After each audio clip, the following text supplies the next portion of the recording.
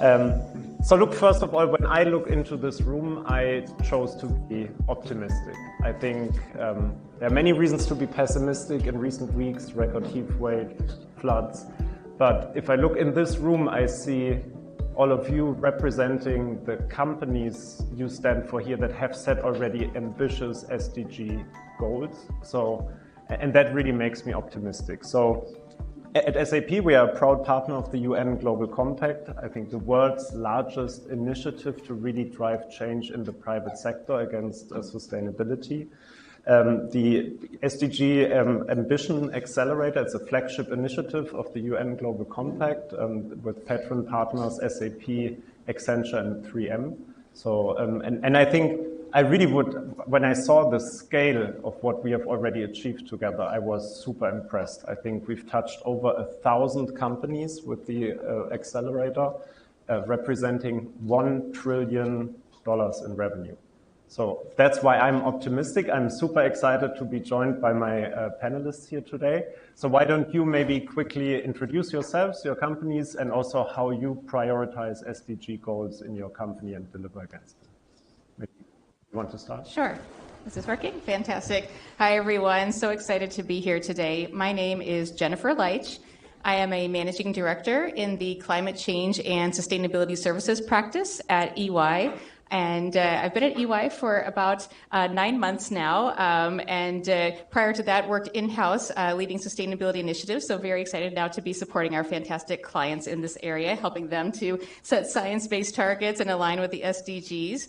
I'm also a very proud board member of Network USA. So very excited to see all of you here today as well.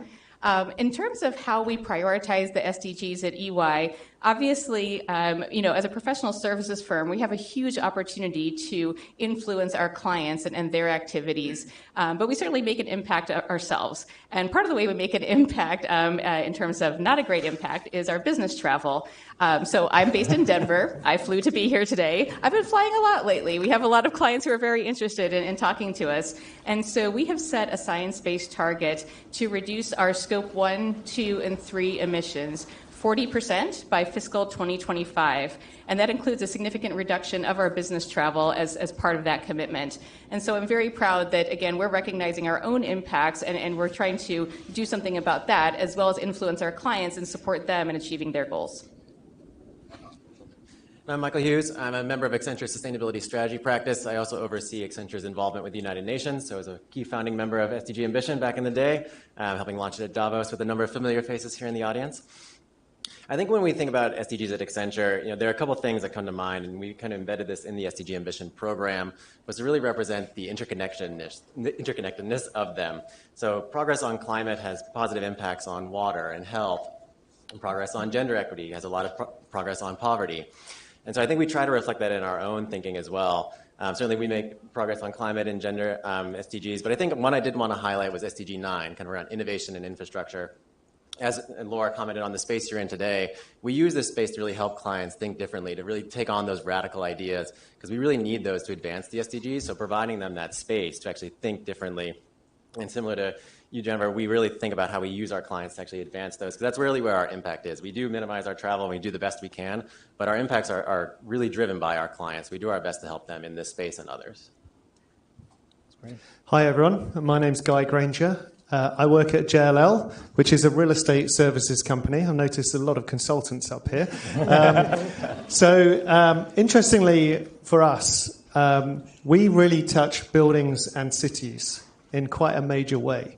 So everything from running buildings, from the management of these buildings, into advising clients on investing and developing them, which means that actually our carbon footprint is quite a bit different from these other consultants. Our air travel and hotels counts for less than 0.5% of our carbon footprint. 97% of it is in the buildings that we manage on behalf of our clients. And that's 5 billion square feet around the world. And I don't know if you've noticed, but a lot of buildings have been empty over the last few years, right? Particularly workplaces. And because they're not very smart, and I'm interested in this smart building, they're basically heated and cooled the same day, the same way every single day of the week, no matter how many people are in them. And it's a huge, huge problem. And actually, it's staring us in the face, particularly when you come to cities like New York. I'm from London. And buildings are a major component of carbon footprint in cities, actually upwards of 60% in the US. So we want to try and sort that out. And the big challenge for us in terms of SDGs was actually making them really relevant to every single person in our business. All of us are very big employers, and you need to find a way for everybody to feel like, however small the contribution is, they are making a contribution. And so actually, despite the fact that we have had our SDGs in place, or 6 SDGs in place since 2017, it's only really in the last couple of years that we've really applied ourselves into, okay, what can people practically do through their roles that will make a big difference? Thanks. And maybe can I direct the first question to you? I Googled a bit and I found that you are saying on your webpage you want to drive change through client solutions. So can you maybe tell us a bit more about how you really take your clients along the way and how you make that a reality? Yeah, I mean, it's, look, clients fill every sort of spectrum, really. You've got some progressive clients and some less progressive clients. So there's an advocacy role that I think all of our businesses play in terms of, like, this is the direction you need to go into. And it's a combination of providing the business case from an economic perspective, which is one of the biggest challenges out there, but also, like, what is the true cost of risk, and making the case for that. I'd say we focused on 3 specific issues, 3 specific SDGs, where we're trying to measure success. One is climate impact. So very much we signed up to SBTi. We try and encourage all of our other clients to do that, or the Race to Zero. Really, let's be accountable, not just for 2050. Let's be accountable for this decade. So I know I'm going in and out. Let's be accountable for this decade, right? So those 2030 targets, the near-term targets, are really important. The other is about... Okay, shall I try this one? Okay. We are saving energy on the microphone. Yeah, very much so. I want to try and really project. So the other 2 that we're really focusing on is something we talked about here, which is creating healthy places, right? That smart technology. And yeah, health and well-being has come into focus. Let's make sure that in everyone's workplace, in everyone's homes, where you go and hang out, we're in buildings 90% of the time. So, and then we finally... we're really focusing on communities. What happens outside buildings? What happens with cities? How do we bring communities to us, business? I mean, it's interesting that we just heard that there's more trust in business than any time. I'm to be convinced, right? I think there's more work to do there. And certainly in the built environment where we play, I think there's a real opportunity with those 3 SDGs to sort of lean into it. Fantastic. And so you mentioned SBTi. Who in the room here has signed up to science-based targets? I think that's, honestly, staying with the optimism, I think that really makes me optimistic. Of course, we did the same at SAP. So what I hear is a bit also that you are leveraging sustainability also a bit of like a competitive advantage or a source of differentiation. Is that right? I mean, a little bit. I'd say all my colleagues really are. I do want to collaborate with our competitors on this, yes, particularly when it comes to data. It's not working that well at the moment, and that's an area for improvement, quite frankly. And that's maybe a fantastic thing, because I'm getting a lot of, in my conversations with CFOs and other C-suite members around the world, like a lot of, like within sustainability, you can cross some of the typical competitive boundaries that normally exist within industries. We see that at SAP very much, like we have very different conversations with some of our peers as well. So maybe, Michael, do you want to touch a bit, like at Accenture, you probably have a really broad view about how companies can use SDGs also to create a bit of a competitive advantage, but also collaborate with peers across industries and value chains. Yeah, I think one thing we've started to see, and a number of speakers have talked about this, and many of you have been to these, the volatility seems to be the norm at this point. We're dealing with, just coming out of a pandemic, we've got geopolitical challenges, we've got public health challenges, the list kind of goes on.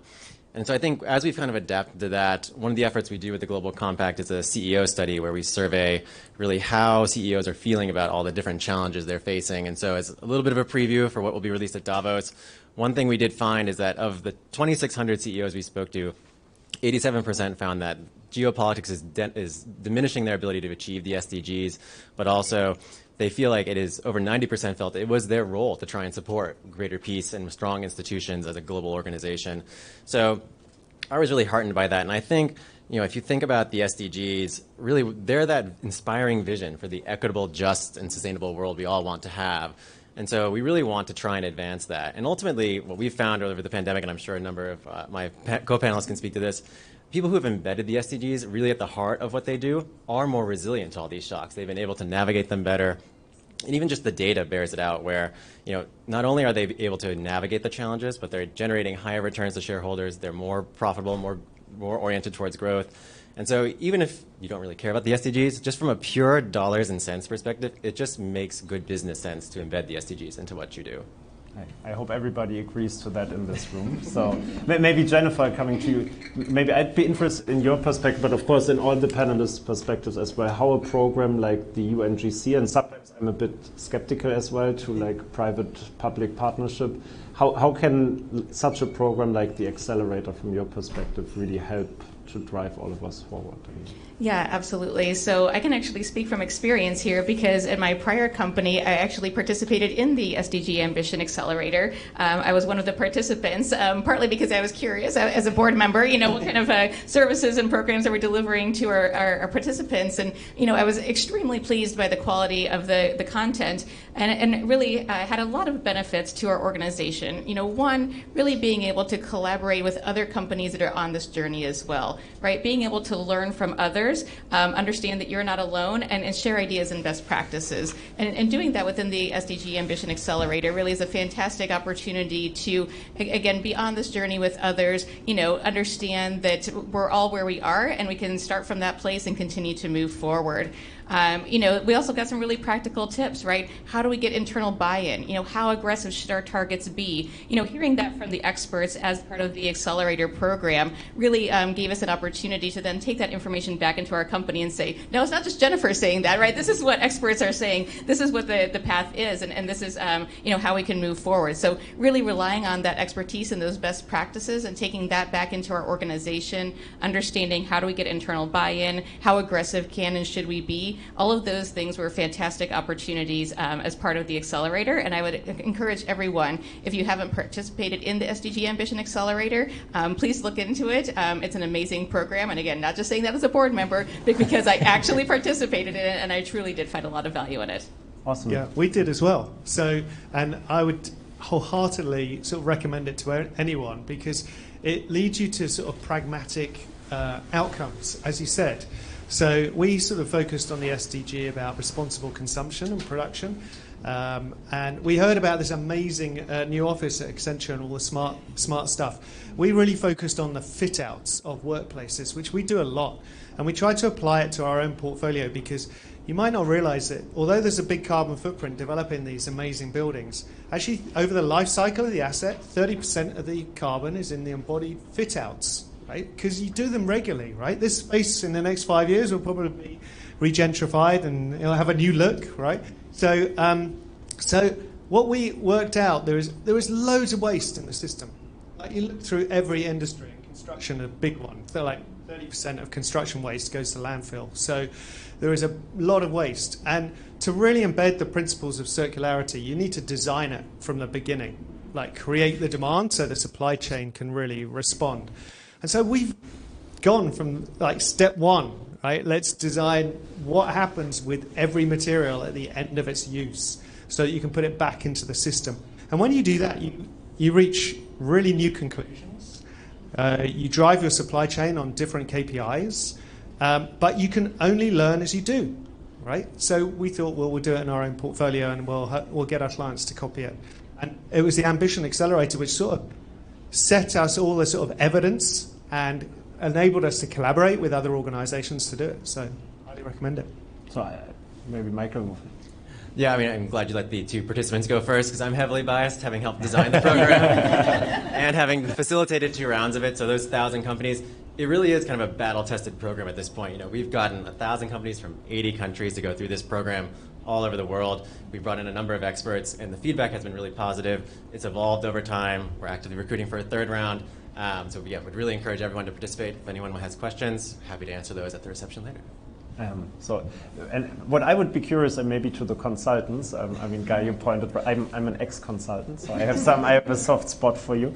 But you've seen many companies. So what are some of I think everybody here in this room is subscribed to having ambitious SDG ambitions. So what are some of the common obstacles you see? And I'm also curious from like your real world experience of implementing. So maybe Jennifer, do you want to go first? Sure. I mean, common obstacles are the similar obstacles that you would have in achieving kind of anything in an organization, right? Not enough time, not enough money, other priorities, right? It just kind of continues to fall down the list of priorities. And so I think, to overcome those obstacles, really thinking about, what do your stakeholders expect and what should you be doing to support your stakeholders, in the areas that are most important to your organization? Really focusing your efforts. Again, I think sometimes people get very overwhelmed when they look at 17 SDGs or think about ESG more broadly and what could or should we be doing, and really prioritizing, right? So not trying to boil the ocean, not trying to do all the things, but really focusing on what's most important to your organization. Which SDGs could you have an incredible positive impact on? Which ones could you mitigate your negative impacts on? And really focusing in those areas. And then also tying your efforts to existing, programs and goals within your organization, right? So again, this is not an add-on. This is not extra. This should be core to your business strategy. And so aligning your activities that you're doing to achieve the SDGs, should align with what you're doing as part of your business strategy. And really tying those things together can help people understand, again, this is not something extra. This is not more money. This is not more time. These are things that we're doing to advance our business strategy, to grow our organization, to meet our stakeholders and exceed our stakeholders' expectations of us. Couldn't agree more. I think there's, just to add on that, I think the communication piece is key. A few other things that have always come up, at least in my conversations with clients, has been around the need for incentives. So one of the things we've done at Accenture is basically all of our partners are required to report on their sustainability progress, which has been a great motivator for all of them, which we're all really happy about. I think the other piece is really around implementation, so actually getting the data out of the systems you have. I think we all are kind of struggling with that from a reporting standpoint, but a lot of that data does sit, it exists in the systems we have, and so actually getting it out and actually implementing the strategies and the goals is another big challenge. But I think what also kind of brings it all together is just approaching it from a very authentic point of view. So for each organization, making sure it's really deeply rooted in your cultural values and your organization and where your skills really lie and how you can make a difference. I think that does help motivate all those stakeholders you were speaking to as well. Okay, what's your view? I think there's a sort of similar theme here. I think any consultant will tell you that every organization kind of has 7 layers you've got to go through. What we tend to see is CEOs in particular seem to be pretty well educated on this subject. And it's great to hear about partners, because actually getting down to that sort of 2nd level is really important. But once you get down to the 3rd or 4th level, it really dilutes massively. And the other thing is that often when you get to that 3rd or 4th level, those managers will say, yeah, I hear what my CEO says, but my budget hasn't changed, my sort of targets haven't changed, right? Nothing's changed. So we're expected to do this with the same system. And one of a big challenge for us is this whole market, it doesn't matter what industry you're in, tends to operate on a 3-year return on invested capital model, right? But investing into sort of making your business climate resilient is a longer return on invested capital than 3 years. So it's that hurdle, which is a bit of a challenge. I had an interesting route into sustainability. I was on our global executive board for 5 years. I ran a third of our business in terms of P&L. So I moved from an executive role, being in the room, when we set our sustainability strategy, when we faced up to shareholders, investors, board of directors, to actually running our sustainability sort of program. And I love that because I can see it through the lens of the board of directors, the investors, the shareholders, and then through the lens of our people. And there's a gap. And it's our job to bridge it through storytelling, through economic business models. And that's still a journey we're going on. Awesome. So maybe one self-serving question on my end. I mean, as a technology company, how can technology help? And what's your experience using technology to address your SDG ambitions? I would be curious to hear maybe. Well, I actually think a lot of the technology, it's moving really fast. So it's going to be, I think we're going to be pleasantly surprised. The challenge is us embracing it. There are often people in the way which stop technology scaling properly. And so it's a combination of technology and behavioral change that we need to address. But I don't think we can sort of say technology is going to be the solution without us actually embracing it. I'm glad you didn't say your ERP system is in the way of doing that. So, and maybe, Michael, if you take the same question and just from your view, like the broader view of Accenture, how do you? Yeah, I think as we look across the kind of exponential list of challenges we're dealing with and then the exponential possibilities of technology, I think we have to bring those two together in order for us to actually meet the day that we're kind of all on. The challenge we kind of see with technology is the selection process is quite complicated right now. I think everyone's kind of jumped into this field full-heartedly, SAP included, really trying to build the solutions that companies need to advance their GHG emissions, their circular design, and a number of other initiatives. But right now the market is highly fractured. And so having to help companies navigate that is pretty tough. You know, there are some platforms that can do quite a bit, but no one platform can really do it all. So oftentimes it is stitching together 1, 2, 3, however many solutions. But what I would encourage people to think about is a couple of things. One, to start small. You don't have to do like the radical transformation right out of the gate. You can start with small proof of concepts, do pilots, test the solutions out. And I think that's the other piece that I've kind of observed is there are so many new tools out on the market. We need companies to test them. We can't just have them sit in the developer sandbox. They do none of us any good. Until we put them out into the real world, they get tested, we improve them, and then we scale them. So that would be my ask of everyone here is give the tools a chance, test run them, provide feedback to the technology companies, and make them better for all of us. Awesome. What's your experience? Yeah, certainly technology is a challenge for many companies. Even within my practice, the climate change and sustainability services practice, we actually have a digital solution where we have people that do nothing but help companies understand which software solutions make sense for them to support their programs and then help them actually implement those solutions. And so I think, one of the things I would recommend is, again, don't do this alone, right? Lean on your network of peers. What are your peers using in terms of a software solution? What do they like about it? What do they not like about it? Really get that inside info and then go back to those vendors and, they're going to tell you all kinds of amazing things that their software can do, right? But when you go back... Never done that. No, really? Never? Of course you haven't. but yeah, really go back and pressure test it. I mean, it all sounds fabulous out of the gate, and I'm sure all of these solutions are fabulous for the right organization, but you have to find the right solution for you. So, talking to your peers, understanding what they like, what they don't like, those lessons learned that you just, can't get until you actually learn them yourselves, but hopefully you can get them by leaning on your peers and understanding, what questions you should be asking to make sure you're selecting the right solution for you. Awesome. And I know, at least on our side, we know we are not perfect yet as a technology vendor, and there are many moving targets, so we are happy to learn from you and from everyone in this room and really continue to improve together.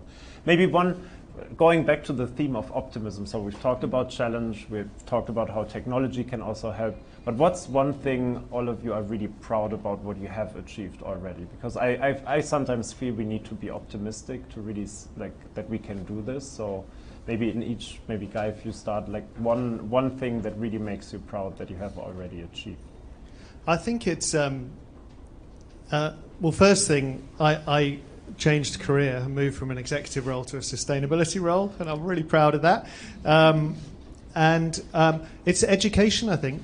I've sort of persuaded our CEO to go on a massive investment into education of our people in our organization. We've got 100,000 people working all around the world.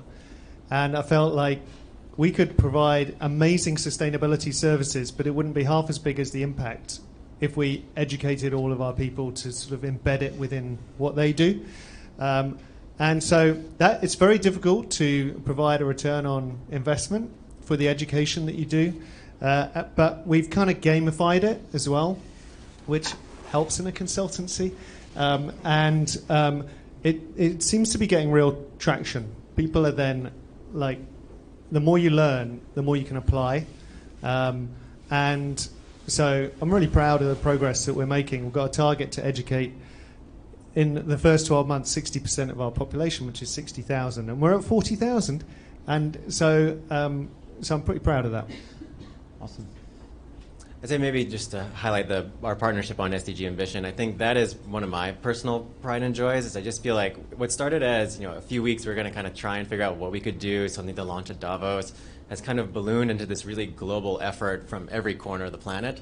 With 80 countries participating, we've got 1,000 companies. We're kind of like, all right, maybe we'll get to 1,000, then this program will kind of run its course. Nope, we still got really strong demand. We keep going. And I think that's just in general for those of us who've been in the field for a little while. There was a time where we just couldn't get anyone interested in this. Like we were always fighting uphill. And I feel like now everyone suddenly seems to care, which is great. It's bringing in more money, more interest. We've got a lot of young, passionate people coming into the field. So I find that really heartening and gives me a lot of optimism that we have so much energy and so much momentum despite all the other kind of things going on in the world. Awesome. Yeah, so I mentioned I've been in EY now for about 9 months, so I'm not sure that I can take any credit for any amazing things that EY has done. But personally, at my last company, I took the company through the process of setting a science-based target, which was quite ambitious. It was certainly an uphill battle in terms of, of course, understanding our emissions and then talking to all of the internal stakeholders who, again, would be the ones that would be responsible for, doing the things differently to help us achieve that goal. So yes, of course, I can crunch the numbers. Yes, of course, I can, run the traps to, get it through the process of getting it approved, but how do we actually get the internal buy-in to make it happen and make it real? And so I'm very proud that we were not only able to set the target and get it approved, but really get, again, as Guy was saying, the internal stakeholders, our colleagues on board with it. And so I felt very good when I left the company and came over to the dark side of consulting, that the company will continue on that path and has done amazing things since I've left to really achieve that goal. That's wonderful, and I really want to stay in this optimistic mode. So maybe, as many of you are working on your SDG ambitions and transformation, so one piece of advice you would like to give the people in the room, and then maybe we open it up for the last 10 minutes for some questions from the audience. Yeah, I think I've said it multiple times, but, don't go at it alone, right? Collaboration, peer support is so critical, right? And I think a lot of companies that are just starting down this path of understanding the SDGs, understanding what sustainability could or should mean to them, again, can get really overwhelmed. So talking to your peers, coming to events like this, right? Sharing ideas and best practices. And I think the thing that I love the most about the sustainability community is that, we're very transparent. We're okay with sharing our dirty laundry because we hope that it will help somebody else. And so I think, by collaborating with others, understanding, what they're doing and how you can learn from them, that's something that I would definitely recommend to folks who are on this path. Fantastic. I would say really harness the power of technology. When I started my career at Accenture years ago, I started out in our digital practice, was doing digital transformation work to make manufacturing more efficient and do those types of kind of traditional things with tech. But I feel like there's so much potential we could use it for within sustainability, and we're getting there. But we need to do it more often. We need to engage more partners from the technology sector, really bring everyone together, because there is so much we could do, not only from a data perspective, but kind of sharing those insights across different organizations, different industries, to really see how we're doing and really sharing those innovative ideas. So I think that's where we get to scale ultimately, is using those technology platforms. Awesome. Yeah, I think we have to just remain stubbornly optimistic, as Christina Figueira said, because a lot of the reasons we're not going quickly enough is people want to know how we're going to get there, right? And I think you've got to really dig your heels in. And I had this when we were setting our SBTI target. I insisted to our board that we'd set a maximum limit of 5% offsets. Which would really, really hold our feet to the fire in terms of being able to deliver on it. And I kept getting answered, but how can you guarantee that? How can you underwrite? And I said, I can't, right? I don't know. But we will only learn by doing it. I can is better than IQ. So I would, be stubborn when you keep getting challenged that I'm not going to decide until I know how. We don't know how, actually. We have to do. So I will remember that phrase. I can is better than IQ. So with that, any questions to our panelists from the audience? You need a mic? No, I think. No mic. Okay. So I'm one of the co-founders of the SDG Ambition, and I want to tell you a story, and then I want to give you a reflection. So the SDG Ambition was created in 2018. It was just after the High Political Forum And Lisa King, who was the former director of your Global Compact Control Center, and I was working at SAP that time, worked for SAP for more than 20 years, and done many SAP implementations around the world.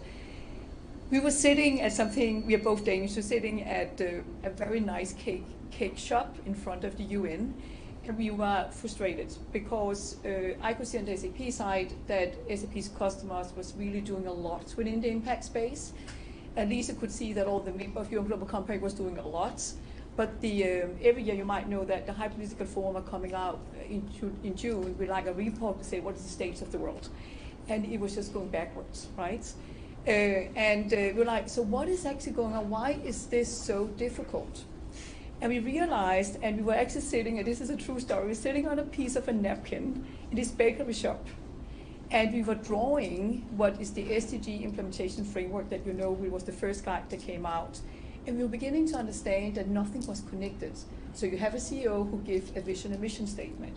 You have a marketing department who love to talk about the great impact stories. But everything in between, nothing was touching it. And I could see on the SAP side, we did many SAP great implementations, but we didn't look at it from a sustainability perspective. So I would say for you, when you go on this journey here, because the whole idea is to look at this as a system. The reason why it is so damn hard is that we have not designed technology solutions or SAPs or whatever software you use, implementations or whatever consultant company you are, for the last 20 years, we have not looked at it from a climate sustainability lens. So when we get super surprised when we do the emission 1, 2, and 3 reporting and we can't find the data in the system, it's because we did not historically collect the data. So that's the reason why don't get too hard on yourself when you start this journey. But the good news is that the world have come together now and are really collaborating about this. But I will promise you one thing, it's going to be a very long journey. And the reason for that, and this is not publicly available information, but when I was at SAP, I did the mapping of the entire SAP technology stack up against SDG Ambition. We took 3 years to build the whole thing from when we did it. And then afterwards, I had the pleasure to do the same thing for Salesforce, for Microsoft, and also for Salesforce. And the story is that no enterprise software provider out there in the world have ever built enterprise solutions from a sustainable climate perspective. And you look at the whole climate area, there is a 75% technology gap because this is an old industry and we haven't digitalized it. So my only thing I want to say, don't get too hard on you. Get started, set up your ambitions, and enjoy the ride. But it will take many years to do this. And remember, it's a system thinking that we need to have. Right. I just wanted to make sure you got that story, because that was how the whole thing came around. They was begin to understand we are never going to reach anything if we don't look at how the system works together. So I just want to add that. Thank you. Any other questions or comments from the room? Yeah. I'm louder than that voice, it's fine. So all of you have been involved in implementing sustainability along the way, and I liked your point about we are a close-knit community and we air our laundry. I'm curious about what are some of the concrete examples you've learned along the way, and what are some lessons learned? Okay. Well, we're trying to encourage our clients to open source, like fully open source the journeys of buildings. Particularly at the moment, we're making the case for retrofitting buildings rather than knocking them down and rebuilding them because of the carbon price of concrete and steel mainly. So we are managing to persuade some clients to actually properly open source it, like write the whole business case, the whole investment, the whole return model that they got on keeping a building rather than knocking it down and rebuilding it, because we feel that that is a huge opportunity when you look at the whole life carbon roadmap of a building rather than just looking at like the energy you use. You also look at the materials you use. But we need every client wants to say, show me a case study, right? Show me the business case. And so I think this open sourcing is a really, really valuable message to every business. And it goes totally against that competitive advantage which you talked about. But we're aiming for a bigger goal here. So let's try and encourage that. Jenny? Yeah, I made it sound like, oh yeah, we set a science-based target and everybody was bought in and it was fabulous. Yeah, it wasn't quite that smooth, right? I mean, in the end, of course, we got to that place, but when we set our science-based target, obviously it included Scope 3 emissions, or maybe not obviously, but given the nature of the business, it had to include Scope 3.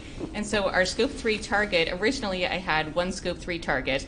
And what I didn't fully appreciate was that two completely different business units within the organization contributed emissions that would be a portion of that target.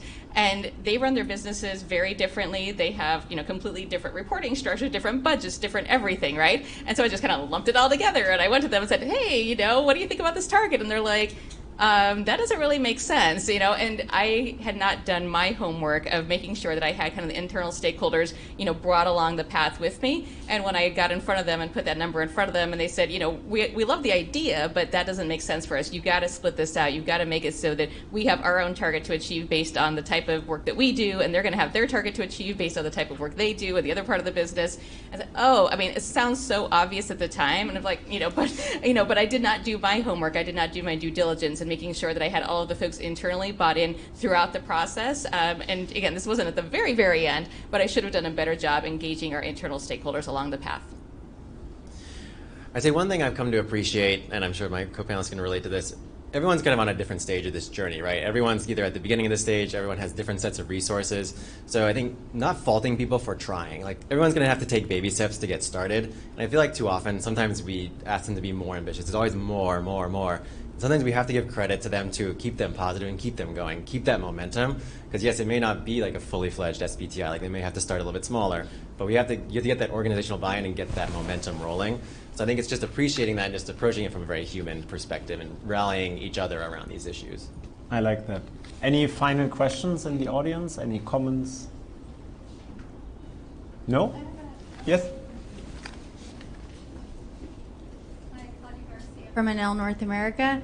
I just wanted to touch our comment, Guy, about maybe within your industry of real estate, there's maybe not so much like sharing at the moment or knowledge exchange, but NL is a very large utility company around the world. And NL North America, just our renewable energy line, we have 61 plants, and there's a lot of open questions linked to real estate. So when we talk about large-scale infrastructure, right, what we are doing is building large wind farms, large solar, farms as well. So there's a lot of, exchanges that can happen across the industries. And I think to that extent, we are looking to our supply chain because we work with contractors, right? Our entire supply chain is linked to their initiatives and what they're doing and how they align. So I'm sure there's more to share across industries. I definitely would love to pick your brain on that. But I think when it comes to circularity of raw materials for infrastructure, I'm sure there's a lot to discuss in those topics. So thanks. Yeah, I mean, just as a British person visiting the US, I'd like to really fill you with a lot of optimism. What has come through Congress in terms of the IRA is very, very unusual, right? Around the world. You do not see many incentive programs that are so broad that don't just have a positive impact on the supply of energy, but also impact different industries. I mean, let's make the most of it over the next couple of years because, geopolitics is a real problem. I would love it if the UK came with something that was 10% of what you guys have just got. So grab it with both hands because that is going to have a significant impact on the energy supply and incentives into industries in this country. Wow. Okay, that's a fantastic, I think, note of optimism to close on this panel. So I really want to thank you for joining me on stage. And to me, I mean, what I took away, clearly, this is a team sport. Only together we can change the world, and I think the future is in all our hands. So I'm really optimistic, and I want to thank all of you again, and have a great day. And enjoy the views, of course.